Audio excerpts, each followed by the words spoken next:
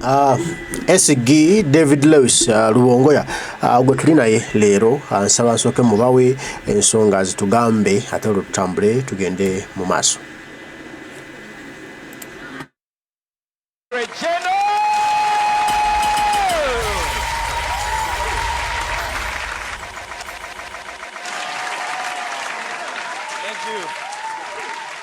Thank you very much.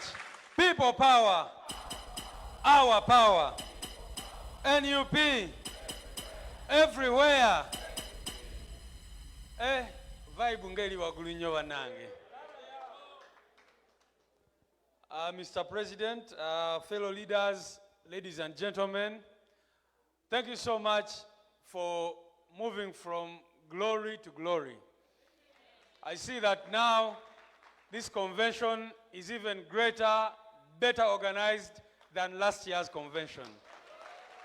So we want to appreciate you so much for the work you do, for everything that you comrades do.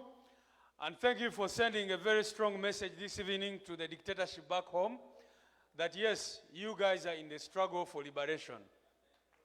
If there are any spies here, I'm sure there are some spies here. They normally send some spies amongst us.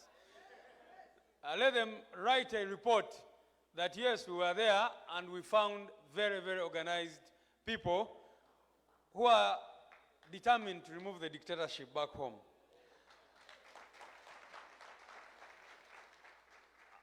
I really want to, first of all, appreciate the leadership of Canada. Very, very great women and men, of course, but at the top we have two wonderful ladies who have done a great, great, great job. So please, a round of applause for Nakato and Doreen. Thank you so much for the great work you do, Mulangira Juko, and the entire team. Thank you very much. And thank you for warmly receiving us and making all of us very comfortable here. We appreciate you for that. The other thing I'll talk about today is encouraging you, comrades, to continue doing what you do and to say that what you do actually has consequences. You now see that the ambassador is about to pack her bags and go back home because of the work that you guys have been doing. That shows that every effort, everything you do matters. And do not undermine yourself, do not underlook yourself. Know that whatever little thing you do every day, like somebody here said, every time you wake up and do something to advance a struggle for freedom and democracy, the regime back home is going down by bounds and bounds and bounds. So do not undermine your effort. What I want to encourage you to do is to do whatever you do excellently. It is Martin Luther King who told us that if you're sweeping on the streets, sweep the streets so well that the angels in heaven will say, there lived the street sweeper who swept the streets so well. So if you are a media person, if you are a protester, if whatever you do, give it your best energy. And I don't want you to think that you're in this country by mistake.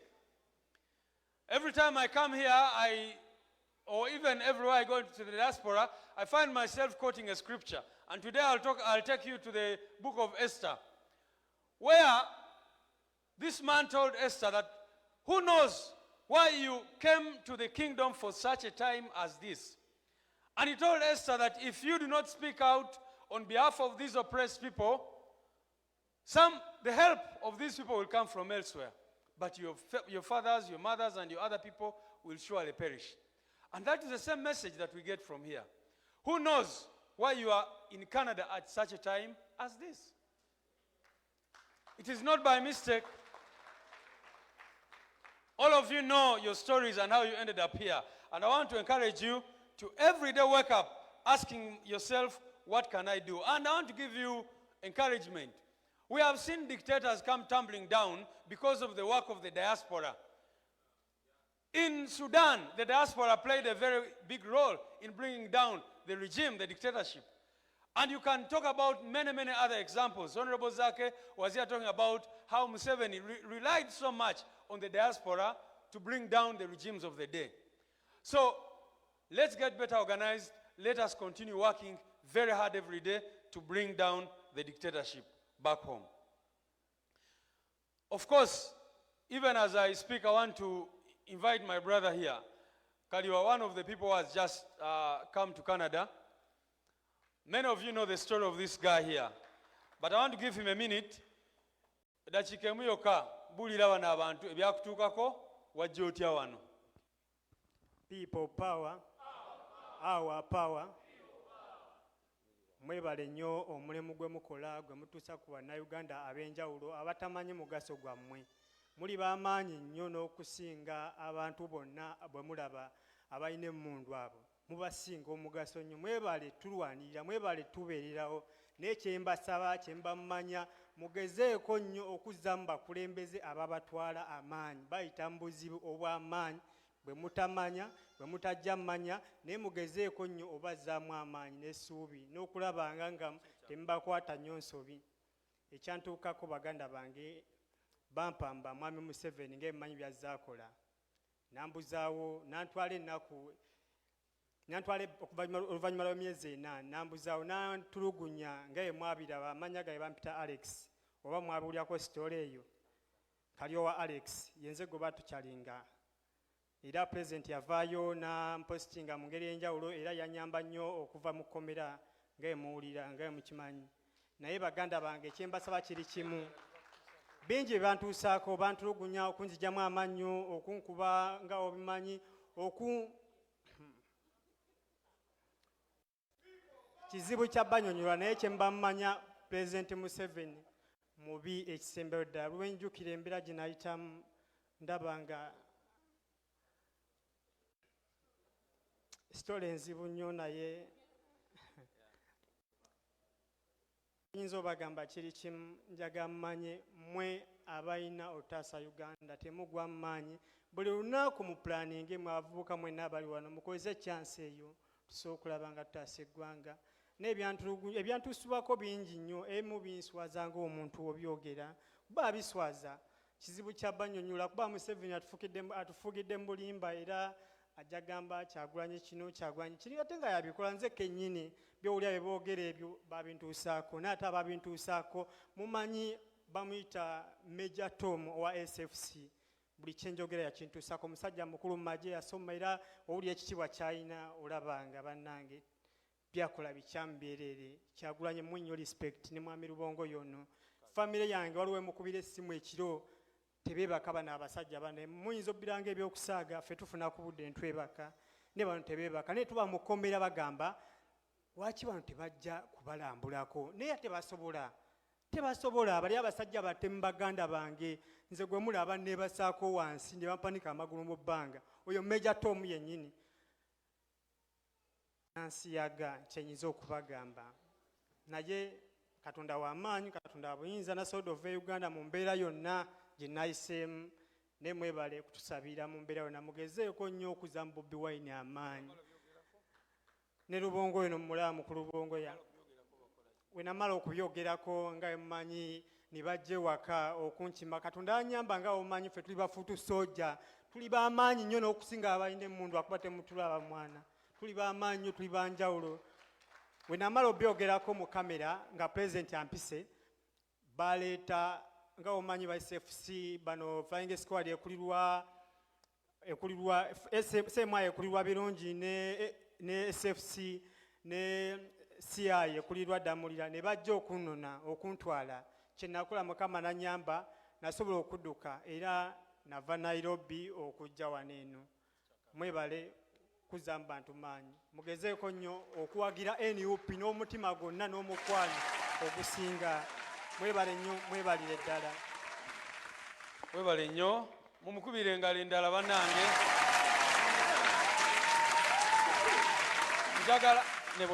Njagala mmanye nti victims mu 100 omu yekka yafuna strength okuvaayo n'ayogera. Abasinga tebasobola kwogera. Kubanga regime bwetyo bwekola. So mubadde mubiraba ku social media that men and women are raped in those torture chambers. And this is one of the victims. Bwe yavaayo ne tumutwala mu ddwaliro ne bakonfaminga nti bamurapinga. So you need to understand that bye tulimu bya ddala. Wano nina esapule mugimanyi eya Akireewo. Bamuwamba ne bamusikambula, kino kye kyasigalawo. And they didn't care at all. So I am very glad that you comrades have organized that memorial for our people. Please know that our people are suffering and that we must do everything possible to redeem our country. Bino bye tulimu bya ddala. That is the reason. I mean, there are many other torture victims here. Abamu waliwo omukyala wano bamurapinga naye yansabye simwogerako. Naye bamuwamba abasiemayi ne bamutwala n'akomawo nga bamuyisizaawo binyonyo era abasawo ne bakonfaminga. So that is the situation back home. Meaning that when you're out there protesting, when you're out there doing whatever you're doing, when you're contributing to the struggle, please think about those people. You have an opportunity. Because where you are not scared that you'll find a drone parked in front of your house. So what excuse do you have not to do whatever you have to do? Remain united. The dictatorship has tried so hard to infiltrate the diaspora. Mubadde mubiraba. Bajja ne bakozesa abantu ab'enjawulo. The leadership of NUP is appointed by the president of the National Unity Platform, the legitimate and elected president of Uganda. And if our president has determined that the leadership of Canada is Comrade Brenda, Doreen, and that team, those are our commanders. So we encourage you to avoid these divisions. And we're not saying that we should silence you. If you have an issue, raise it. But please move as a team. Move as a team. Let's avoid these diversions and unnecessary conflicts, which sometimes get us off the struggle that we are involved in. Finally, ladies and gentlemen, I wanted to speak about the vision of the new Uganda, but I know we do not have a lot of time. But one of the things I want to also talk about is you have seen the taxpayers' money in Uganda is what the ambassador here has been using to pay Kenyans. You can imagine, to pay Kenyans and Tanzanians to come and demonstrate. That is our money. She did not sell cows or whatever to afford. We were told she was giving $100 to these people, $200 and that kind of thing. Yeah, that money is taxpayers' money. Those things, when people are asking about Rubongoya Hospital, when your relative back home gets an accident and they cannot find oxygen in the hospital, when children are studying under trees, it is that money that should be fixing that. So many people ask us, what is your vision for a new Uganda? Our vision for a new Uganda is changing our priorities. Simple and clear. Our vision for a new Uganda is investing the Ugandan money into the people of Uganda, because it is the people of Uganda who raise this money. So that is our vision for Uganda. It is not rocket science to know that they are spending $3 trillion on classified expenditure. Which money ends up, that is the money they use. Many of you here have been approached. Good enough, we have some media personalities who have always been approached by the regime. They come and offer you. All the leaders here, Honorable Zake will tell you what they were offering to him. The regime of General Museveni can afford to spend billions and billions to buy off one opposition leader in order to reduce the pressure off their necks, instead of using that money to fix roads, to fix hospitals, to fix schools, and other things. So our vision for a new Uganda, we have always said that if NUP had just the money that General Museveni has, Uganda would transform in a very, very, very, very short time. We lose, ladies and gentlemen, we lose over 10 trillion Uganda shillings in corruption every year. 10 trillion. Mu Luganda wabuyita obutabalika. Kubanga ziba sente nyingi nnyo. Now, the other day we were saying that money is just enough to tarmac all roads in Uganda, if that money was not stolen. We've been moving here. You even find a road in the most remote village tarmacked. Our people do not have access to electricity in many parts of the country. So what we've been telling people is that it doesn't need rocket science. And I'm saying that to help you, comrades in the diaspora, because banaba NRM baja ne bagamba, mwaba NUP, mugamba Museveni agende mujja kukola ki? Tuyina bye tugenda okukolera Uganda nga tutute entebe yaffe bannayuganda gye baatuwa, kubanga tetwagala kwonoona ssente z'abannayuganda, tetwagala kukwata ssente z'abannayuganda tujja wano tuzinvesting mu diaspora. Baminisita ba Museveni bavaayo tebasobola kukwata ssente ezo ne bazimba amalwaliro waka, wabula bazikwata ne bagula ebizimbe UK ne babitwala London ne wano wennyini ogenda kwesanga nga waliwo abakulu abanene mu gavumenti ya Museveni abalinawo properties nga bakozesa ki ssente za munnayuganda. So ffe tugamba nti ssente z'abannayuganda ze baba beesonzeemu through paying taxes tusobola ozikozesa ne tukyusa ensi yaffe. N'olwekyo tebaddamu kubabuzaabuza TNUP terina kyeyimirirako mugenda kukola ki? Nedda. Tumanyi kye twagala okukola, tumanyi Uganda kye yeetaaga kubanga bannayuganda gye bali.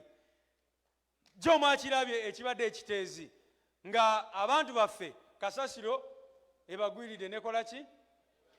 Ne bavaayo ne batugamba nti buli mwaka babadde baspendinga biliyoni 4 ku kiteezi. Naye ng'oli akola ki? Akalaba nga ka side deal ke bwazifuna. So bikwasa ennaku naye kye twagala okukola tukimanyi, era Katonda ali naffe tujja kituukirira. Mwebale nnyo okumpuliriza. Tubaleetera okulamusa okuva eri bannaffe abali e Uganda. Mwebale nnyo bye mukola. Buli lwe balaba ku streets ne muvaayo ne muprotestinga basanyuka nnyo era mwongeremu amaanyi. Mukama ali naffe, tujja kwambala engule, tujja kuwangula. Koolo olunaku nalwogerako last year ne leero kandwogereko, twesunga olunaku nga mwena muli ku nnyonyi ez'enjawulo ng'ogamba munno nti bannange sikutte katudde site tuzimbe ensi yaffe. Mwebale nnyo, mwebalire ddala. Oh my God. Secretary General David Lewis Rubongoya ebigambo ebinyuvu ebigambo ebiwoomu ebyo byatuwadde ebyessuubi ebyenkyukakyuka, era nga nange neesunga lunaku lwe naagamba nti abaye kyakutedda nzize site nzize waffe Kampala akulaba nga tuzimba ensi yaffe. Abantu bangi bali ku mawanga si lwakwagala nnyo wabula lwa mbeera eri waka nti ne bw'otandika akantu kagaana ne kagwa nti ne birema, kubanga abakulembeze betulina abakulembeze abaliyo battemu babbi bakuusa balimba balyaza amaanyi balyake tebatwagaliza tebatwagala. N'olwekyo tubeera mu kukaaba buli kadde, tubeera mu kunyolwa, tubeera mu kubonaabona ate mu nsi y'abajjajjaffe. Kati no kitukakatako okubanga naffe bannayuganda tuba ku kye tukola, tuba ku kye twekolera ng'abantu okusobola okulaba nga tutereeza eggwanga laffe nga tutereeza ensi yaffe. Babuvunaanyizibwa bwaffe n'ekyo tukola buli kye tukola nga tukyolekeza Uganda eteredde ddi, Uganda esituse ddi, Uganda tugijja ddi mu mikono gy'ababi. Mbaagala nnyo, Omukama abakuume, tutakuba tuddamu mweraba.